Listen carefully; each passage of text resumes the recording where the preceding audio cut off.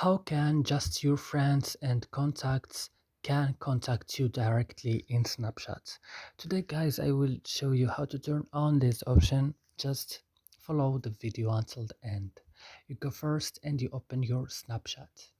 Then after this, when your Snapchat is opening, you go here and open your profile. Then as you see, when your profile is opening, you go here and click on settings.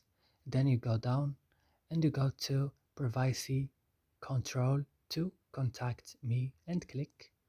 Then you will change this to friends and contacts. So you will click and it's done.